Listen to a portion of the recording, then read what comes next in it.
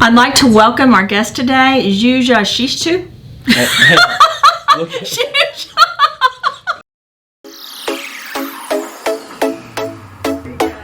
I hope you guys enjoyed this episode of Scientifically Beautiful, which is on the Life is Tough, but You Can Be Tougher network.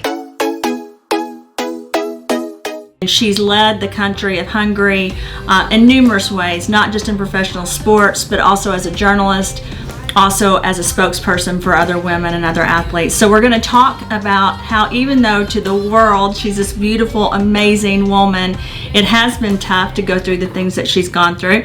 And we're also going to talk about her health and wellness and how important it is, and how she has gotten to where she is by the support from others as well as her internal drive. So thank you so much, Zsuzsa, for being on the call and the podcast. I can't wait to ask you questions. How are you doing today?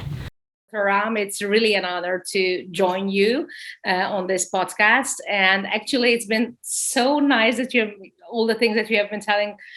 Oh, wow, I'm really honored. It's fantastic to talk to you. And, it's been a couple of years that we know each other. And I'm really, really, really grateful that we had a chance to meet, because I think it's so important when you actually have the feeling that you find a soulmate, someone who has got the same sort of drive to things and the same, priorities to be a mother, and in the same time, someone who loves her profession. Met you a couple of years ago, actually more than a couple of years ago, but I think I met you in Hungary. But then I started thinking, and maybe it was Austria, because I met your husband as well, who's a doctor, and I was working in the field of health and nutrition. He was as well. He's a famous doctor in your country and in Europe and Eastern Europe. And I will have the opportunity, hopefully, to be able to do a podcast with him as well. But I was amazed when I met you. And then, you probably don't know this, but people shared with me magazines that had you on the cover of them. You did not share that with me. I had no idea. So I want to start with this. I wish, when I met you, I just liked you instantly. And I thought you were his wife. And so I just was impressed at how you held yourself, how you presented yourself, the way that you acted and treated others. I would never have known you were famous or had been a child athlete and had all that attention. Honestly, I would never have known. You just did not act like you had any... I think you didn't act arrogant at all. You just acted confident, which I really respected about you. So I want to start and give the audience the ability, before we get into even more of the podcast, to know a little bit about you. We are going to talk about you as a wife and a mother, but I'd like for you to go back and share with us your childhood and who you are and what you did. And then, of course, if you want to share things about how hard it was, that's something we would love to hear too. But I'll be asking those questions anyway. So if you could just start with really telling us about yourself. I know everyone's going to be extremely interested. The path to my life is gymnastics and high profile sport. When I was 5, that's basically when I started gymnastics. And it was basically a way that I wanted to do gymnastics. I was very energetic, very flexible. My mother was a ballet dancer. She also did some gymnastics, but I would say there was no other choice for my parents but to take me to gymnastics, because I was doing all these flips around and I was almost like dangerous, for my kindergarten mates. So they said, okay, it's better if we put her into the gymnastics, the gym, and then she can do whatever she like. So basically, I really felt that this was my environment, the place where I should be. And of course, gymnastics, we know all that, and especially American gymnasts are so famous. Simone Biles, she is now the current #1 star in gymnastics. I really wonder how she's going to accomplish even higher goals in the Tokyo Olympics. But in my time, Eastern Europe and Hungary was also in the top 10, the top 6 of the world. So I think it was a good school. It was a very good environment to be in, good coaches. But, when you really started realizing that this is something more than a everyday play, that we can play around and we can do some flip-flops and, just cartwheels.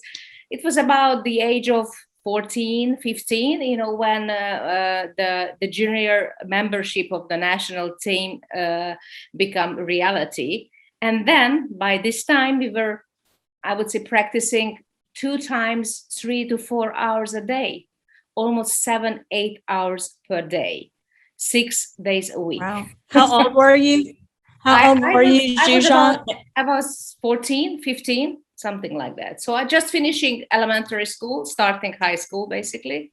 And you know what, you really had to decide when it was getting really tough, what is the next step, to give up or to keep going and to move forward to my goal, which would be, of course, participating in an Olympic Games. And I also have to tell you, because our listeners might not be aware of that, I would say, era back in the 80s when I was doing gymnastics, in a politically socialist country. There was a big, division between the two worlds, the Western world and the Eastern world. So, for example, there was a huge, I would say, a real athletic tragedy, I should say, in my life, the 1984 Olympics, which was in Los Angeles, which was, I was supposed to be a part of the Hungarian national team. But because of the political situation, the socialist bloc, which Hungary belonged to back then, boycotted the Olympic Games, which was I still remember the day when I was standing on the top of the beam and listening to the radio when the anchor was actually announcing the decision of the political leaders that Hungary, joining the Soviet Union, is going to just withhold from the Olympic game and stay away from the Olympics. And we were really making very huge efforts to actually be in the best shape ever in our life. And when politics steps in, this today, it's also very difficult, and for me, it's very, very saddening to see how sometimes, and also in some part of the Tokyo Olympics is also, I would say, has to face this kind of burden, this kind of difficulty because of the I would say the effect of the pandemic. I really hope that this Olympic Games, even though it's going to be now without spectators, this is going to be actually, I would say, in a bubble without any spectator. But I still would believe that at least for the sake of the athletes, it would be an Olympic Games that at least goes through, because I can really remember what a real tragedy it feels for an athlete when an outside reason, people making decisions, behind your back and above you can really affect your life. So this was one of the toughest point of my life, but I kept on doing gymnastics. And of course, I went to high school, and my parents were fantastic people, helped me to come over on this sort of really difficult period. So I had, my high school graduation, and then I was really hoping to be a part of the national team for the Seoul Olympic Games in 1988, which I actually made to be a part of the Hungarian national team. Besides that, I also participated in World Championships in Rotterdam, European Championships, which I finished in the first 6 and 7. So the top 10, always the top 8, the top 6 from Hungary, and also internationally. But the Olympic Games, this is the goal of a professional athlete. This is something that you really want to be a part of. So especially with that sort of disappointment from 4 years before, of course, it was the greatest dream to be there in Seoul. And I made it, and I finished in the 8th place in the Seoul Olympic Games, which was a fantastic experience. And after all these difficult years, I think it was not just for me, of course, but for the whole athletic world. It was probably the first, I would say, real relief after two boycotted Olympic Games, because Los Angeles was the second one. 4 years even before that in Moscow, the Western world, withheld, and then they didn't participate. So I would say it was real, finally, the time, when a melting pot came together, and you could feel that kind of real special atmosphere of the Olympic Games, which is not a world championships, which is not, I would say, a big world event, but an Olympic Games, when you can meet some other athletes, when you can cheer for some others, when you can really feel that that's a huge international, global event of the sporting world. Of course, many things has changed, unfortunately, since. So I would say, the business viewpoints, and of course the finances and many aspects of sport has been changing a lot. And I'm not even saying that this is a very nice way how sport is evolving in this kind of under this kind of circumstances. So, but you have to understand, of course, that this is, I would say, one of the biggest area of the whole entertainment business worldwide. Sport is probably one of the biggest business of the whole entertainment world. So after the Olympic Games, it was a very special opportunity that came across to my life. As I said, we were still just coming out of the socialist regime, basically opening up to the West. Hungary was going through, a democratic change. So in 1989, 1 year after the Seoul Olympic Games, basically Hungary became a free country again, which gave the opportunity for me as well to sort of open up my view. And this fantastic opportunity came from the University of Minnesota to earn a university scholarship through gymnastics. Wow. Which was something absolutely unimaginable, before, for someone coming from behind the Iron Curtain, someone coming from the socialist countries. That was absolutely no way to earn a scholarship, in a Western country, especially not in the United States. So, but I tell you, nobody really believes and understands today that was the era, I would say, the pre-mobile era. There was no mobile telephone. There was no communications like we are talking today. There was only writing letters and the classical telephone calls. So even to make the first steps and to organize and make a decision as a member of the Hungarian national gymnastics team to leave, my country behind and go and move to another continent and to be university students in a completely new country. It was not just a culture shock, of course it was, but besides that, it was, I would say, a challenge that I could never imagine, how it really will become reality when I go there. So it was actually a very difficult decision. Of course, it was a great opportunity, but I was really afraid to take it, but I took it. So I decided to be a part of the University of Minnesota gymnastics team, and that gave me the opportunity to start studying there as a, and majoring in international communications and broadcasting. And that's basically when my life, started to I would say, melt into the area where I'm at now ever since. This is basically journalism, broadcasting, and sport. And of course, ever since many other things. But the major structure of my career was basically communication and journalism. Well, that led you, from what I've understood and what people have told me, and you've shared a little bit, to become a journalist and to be in the whole TV world. And you were, and I know this because I've been to Hungary numerous times and I've been around people in your country, you became a celebrity in your country. And we've shared that, you actually shared with me, I didn't know this, but that the country of Hungary will compensate their Olympic athletes because they want them to be there and they want to support them, which I actually love. And I don't know if every country's like that, but it was interesting.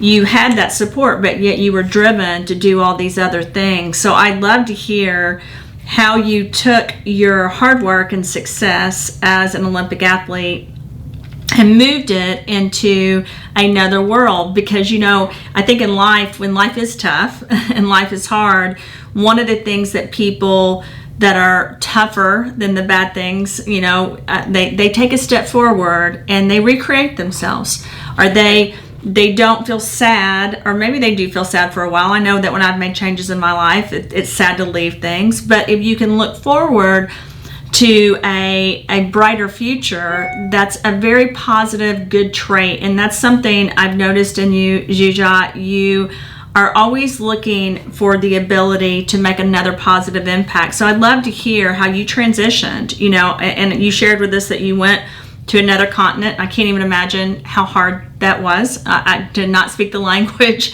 and to go and then have to, transition to another world, because especially from a world that's a communist, country into a Western world, I know was very hard. But I'd love to hear how you went back to your country and then made a further transition to become a leader in a different way for the country of Hungary. Yeah, absolutely. I mean, it was really a difficult decision because, as you say, I could have been, someone who stays in gymnastics, becomes a coach, and of course, I really had a lot of experience, which I could have, passed over to a next generation as a coach, and stay in gymnastics, maybe to become a judge. Which I never really left gymnastics. It was always, for the number one love in my life for many years. But I always had the feeling that I have some other focuses, which is mostly about, as I said, communication. And it was fantastic to actually take a step toward a direction which was absolutely unknown, to be the very first woman on sports television in Hungary. There was no women before me on TV in sport programs at all. So, how was that, Zsuzsa? I don't mean to cut you off. I didn't know that. So what was that like? Were there some people that weren't nice about it? I'm scary. Sure. Yeah. I tell you, it was scary, really. At the beginning when I was, I would say I just jumped off my gymnastics career and starting working on television. Of course, it was not as quick, because in the same time I was studying broadcasting in the United States, so I had some university studies. But to do it in your own language, back in your country, where there is no history of having women on TV in sports, of course, it was a really, I would say, bright step in that sense. Yeah. And at the beginning, until I was just co-commentating on gymnastics, maybe doing some rhythmic gymnastics, doing some figure skating, some artistic sports, I think the audience would say, okay, I mean, we can accept her in these fields because, I mean, she's coming from, Olympic gymnastics. They knew me as an Olympic athlete, of course. So I had some background which helped me to start the job. But on the first days when I started anchoring sports news about other sports, especially when I started talking about football, telling football results, people were saying, oh my God, I mean, what is she thinking about herself? I mean, who is she? How dare she? How can? I mean, this is outrageous that she's talking about football and basketball and tennis. I mean, a woman would be never credible. I mean, a woman's voice, come on. So those things were the real obstacles, the absolutely, I would say, it was such a demanding daily work to try to make people believe that a woman can be credible in a field of sports, no matter what sport we are talking about, especially with 20 years of competitive, sport behind her. So stereotypes, all kinds of it's just the way how they looked at you sometimes standing next to a football field. You felt like you should get out of there. So so I tell you, I had a lot of nights, cried over, and it was very difficult at the very beginning. I would say in that sense, I was a pioneer to stay on the field and not to quit. Yeah. And not to say, okay, guys, you're right. I mean, I shouldn't be the one who tries to make you understand that a woman can do it in a credible and in a well done way. So what I believe that the only solution would be to be 100% prepared. That I have to be always on the spot. I should be. Always, the knowledge is something that you have to be 100% sure about. And of course, the datas and all the information you have to have. Because if you're not, if you cannot be questioned in that sense, and of course, sooner or later, they will maybe experience that you're not as maybe she's talking okay, maybe her questions are appropriate, maybe her questions are adequate, maybe she has some sense of sport, maybe okay, well, we're not used to it, but which was also very important for me, that I never wanted to be smarter than those who were coming from, for example, these very traditionally man field like football, basketball, some other ball sports. I always just wanted to be on the edge of, as an ex-athlete who is interested in people. And I think as soon as I sort of find this kind of attitude, people started accepting me in this field, but it took quite many years.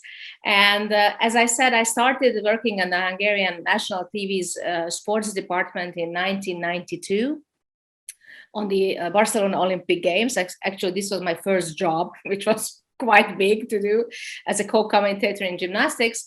And then in 1998, so 6 years later, I was basically the prime anchor of the Football World Cup in France. Only 6 years later. So in 6 years, I could make this kind of transition from zero to be accepted in a field which was never even taken by a woman at all before. That's amazing. I actually didn't know that. I didn't know that you were the first female commentator. That's amazing. And you still are doing this with the Olympics even this year, correct? Absolutely. Actually, now for a couple of many years by now, I'm a freelancer, because I've been working in national TV and I've been working in commercial station. I've been working on just sports channels, purely sports like ESPN or something, but in Hungary it's called the DigiSport for many years. I was actually the very first anchor of and the sports commentator of that TV station. When they were establishing it. And the last couple of years, and it also has something to do with our, I would say, work together.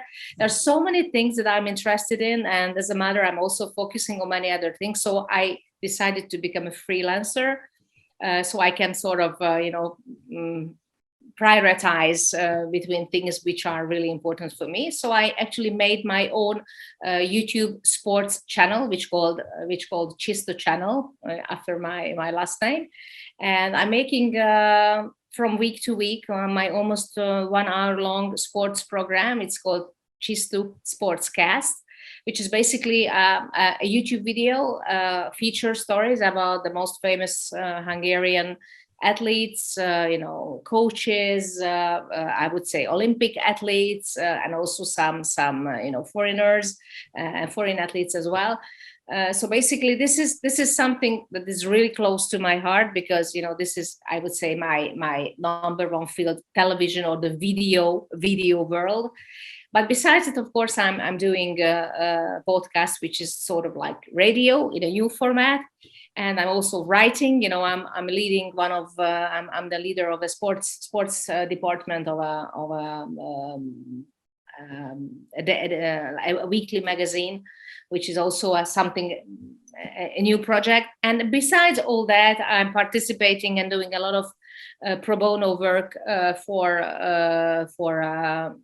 all kinds of NGO activities, mostly, helping people in less fortunate situation. For example, the transplanted athletes are really close to my heart, and I've been their mentor and also helping them for more than a decade by now. It's wonderful.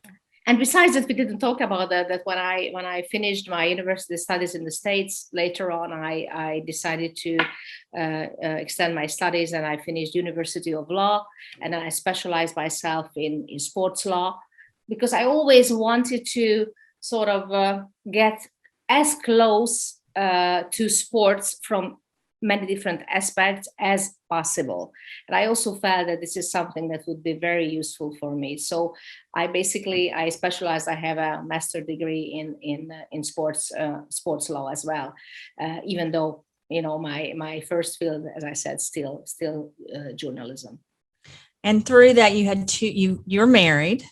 Yes. You've been divorced and remarried, and like me, well, it's not a secret. I mean, that happens. That can happen. And you shared with me, you may remember this, and we don't need to get off on this topic, but even that was painful, because as a female, I think we just hold everything on our shoulders, but I think the world of your husband. You married an amazing doctor that actually works with professional athletes. And that's kind of how we met. You've shared with me, and I do want us to touch upon that, how important health and wellness has been to you, not just because your wonderful husband helped your parents and you met him and fell in love through basically a painful experience, but you saw how wonderful he was helping your parents with their health in Hungary. And then you have two beautiful boys, correct? Exactly. So you've had to juggle a lot while you're doing this. And I have to say this, we always say, because I have children, and it's a lot. You feel like you're failing in one area while you're succeeding in another. And it's a constant, battle. But I think that Always. But you're an amazing mother and an amazing wife, and your husband has shared that. I've heard him multiple times. So I'd love to know the secret to that. And I'd love to know how your experience and even the adversity, the hard things you went through, have made you a better mother and have helped you in your life. I'd love to hear a little bit about your opinion on that, because I know that's a huge part of you. And often when it comes to our careers, we don't talk about that. So I would love on the show to hear about how you were able to balance that, and even maybe, advice you might give other women in that situation. Well, yes.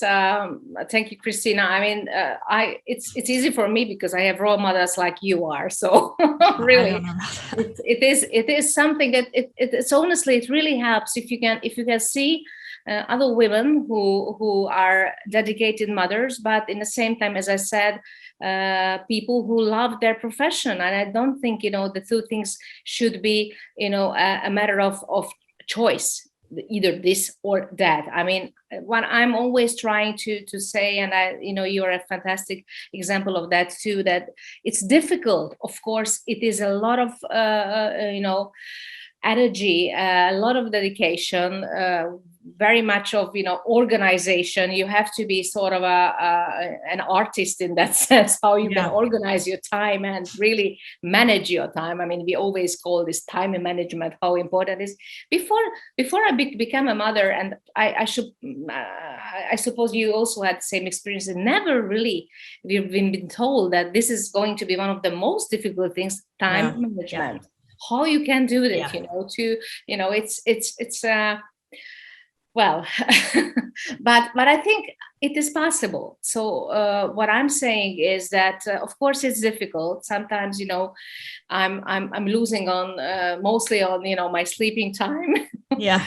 But in the same time, it gives me so much. It's really the source of energy to my heart and to my soul, to have this kind of support of my husband and of my sons, because this is basically, as I said, the source of everything which is important in my life, mostly. But when I go and do my profession, I always feel that I can be relaxed, because if I do my thing, then my husband would take care of the boys.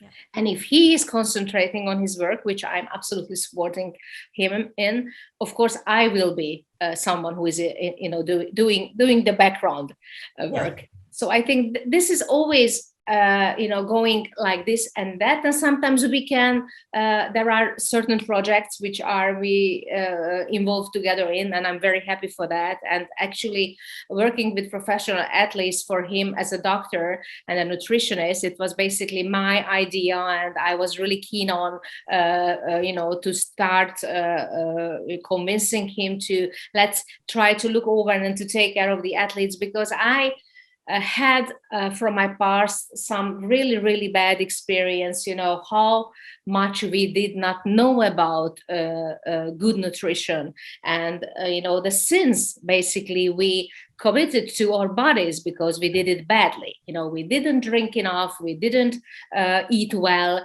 we were starving ourselves just to have the competition weight what we needed, and we actually had to suffer the consequences of that.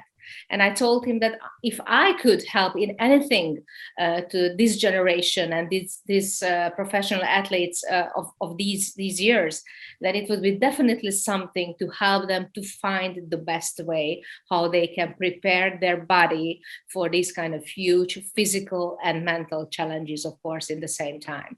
So and from the other hand, which is just as important for as a mother, to try to find the healthiest way for my family, how we can, feed them, and how we can find the best nutrition for our boys and for ourselves. Of course, we would like to live long. We would like to see them grow up. We would like to be, grandparents, even great grandparents, if you can make that. Of course, that's the goal. Yeah. Yeah. But as we say, it really makes a real difference what you eat. I mean, you are what you eat. That's the saying, and we do feel this is one of the credo of our lives, that you have to be very cautious and conscientious about what you put into that body that is serving you 24 hours and 7 days a week. And if you're a professional athlete, of course, it's even more important, because then your body is exposed to that kind of physical and mental and stressful situation that you have to prepare your body the best way you can. Well, and I think that's what led both of us to be part of a founding organization, called the International Science Nutrition Society, so that we can help people with nutrition through science. And I know that I'm very thankful to be working on projects that we will launch at the end of this year with formulas with your husband, actually, as one of the scientists and doctors working on that. And I think the value you bring due to your experience, Zsuzsa, and your influence and your ability to help people make positive impacts on their life and to speak as an example is huge, because I agree with you, not just in your country, but in our country, it used to be the Olympic athletes. We didn't, the nutrition and how it was dealt with. We've come so far, but we still have so far to go. And as you know, like you said, the nutrition that you put in your body and what you eat and what you take, it's so important. I don't think people realize, because we have all these medications, but if you could take care of yourself, right, then you can support your body in being healthier and being well. One of the things I like about Hungary is I feel like you guys are aware of the GMOs. You are aware of the things that are modified, that the preservatives that aren't good for the body. And I don't know if that's part of your history or why you guys are definitely, in my opinion, a spokesperson for that and an individual because of his background, not just in medicine, but functional medicine, and dealing with how to make our machines, our bodies even better so that they can perform in a way, and so that we don't hurt them because you as an athlete, you shared with me that some of the things you did caused effects on your body later because you were this professional athlete. There's wear and tear on your body through that. Absolutely. Basically, it is crucial what you're saying, and I know that mostly the problem when you're a professional athlete, that the time, and to be prompt right there at the right moment is so important that sometimes they forget about, the effects later on and the consequences later on. So what I'm saying is, this is the easiest to take the pills and to just have some painkillers and let's go on and let's do that. And nobody really takes care of that athlete's long-term consequences, what is going to be afterwards, how they're gonna live their life afterwards, what is gonna happen to their body, not just as an athlete but as a person. Come on, athletics and sport is going to be finishing once in your life, and you still would like to live your life as a healthy person. Of course, if you destroy this machine, then it's going to be a little bit more difficult. So my mission and our mission together is to help these young athletes to understand, the importance of that process, how you can help even from a young age, and to find, I would say, in a smart way to build up a nutritional plan for you. And it's a very major difference which sport you are in, what period of your competition or practice era you are in, because it always requires a different kind of nutrition. It always makes a major difference, how old you are, how many years you have been in athletics and in sports, and basically how long you plan your career.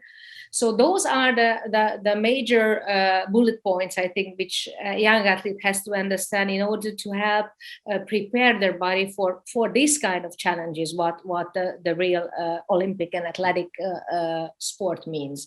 And I'm so happy that my husband helps these youngsters, and of course not just athletes, because he has a lot of patience, from the everyday life, to make them understand that today what I would like to emphasize is that, like in everything, and especially with the online sphere which is around in our life, there is such a huge noise in nutrition. It's so difficult to find the good path unless you have scientists like you are, like my husband, and people who are working with that kind of dedication to help others.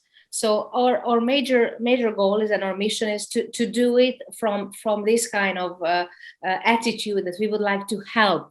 Sometimes we had bad experience. I had a lot of from my personal athletic background, so I know how could I. If I could do it a little bit different, I know that my career would have been even longer. It would have been much less pain. It would have been probably easier, with much less inflammation and all those kind of everyday burden that you have to, sort of handle and carry with you when you're a professional athlete. So I think in that sense, it's very important that I have a credibility to athletes, that they believe what I'm saying.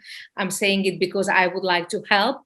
And on my side, there is a scientist and doctor, who is also, as you said, not just a doctor, but, he's also involved with functional medicine. And he has a huge experience, with all kinds of different diagnostical tools, and with a special system he actually, created and evolved in the last decade, I would say, which is just as important to help these people and to make their professional athletic life easier, and also, of course, some other patients to make their life easier and healthier, which is the most important after all. Well, I would like to do another podcast with you when you get back from the Olympics, because you're leaving this week, next week to go. Well, actually, I wish you're right. I would love to. I have been in 8 Olympics in my life, which Yep. I'm not so old yet, so it's quite a big. But this time, I can't go because of the pandemic situation. And as a journalist, basically there is a playbook which makes, or I would say, work so difficult, almost impossible to meet with athletes. So we decided that it's probably going to be the best solution, that we are working with big news agencies, basically getting the material and the source of information who are there at Tokyo, and what we are going to do, what we are just exactly doing now. We are going to have these kind of podcasts and Zoom interviews from the Tokyo Olympic Village, and of course in the TV studio. So that's the plan at the moment. But actually, my contact and my relation with, even today, I met the most famous Hungarian fencer, who is a 2-time Olympic champion from the last 2 Olympics, from Rio and from Athens, from London, sorry. And he's planning to win the 3rd one in a row, back to back, which is absolutely never ever happened before in this sport. And he is a fantastic Hungarian fencer. So I would say my relation to the Olympic athletes is a very lively. It's in a daily basis. I really follow their plan about the Tokyo Olympics, and I think it's going to be very exciting. And all I can wish to them, I hope they can come out very well from this very difficult situation, to have the whole Olympic Games in a bubble without spectators. Well, I wish them the best, and I wish you the best. I know you'll be extremely busy during the Olympics, and hopefully, I'm sure I will have a lot to tell you about after the Tokyo Olympics. So I would love to repeat this and continue our conversation, Christina. I feel like I got to this much of the interview about you, and I want to get to so much more, but we will get to that at a later time. And I just want to thank you, Zsuzsa, for how hard you've worked. You're a very strong, admirable woman, and I'm thankful to call you a friend. I love the opportunity that we have to help people with nutrition and science. And I know it's been a hard life for you, but you've done a phenomenal job. So thank you so much. And thank you, Christina.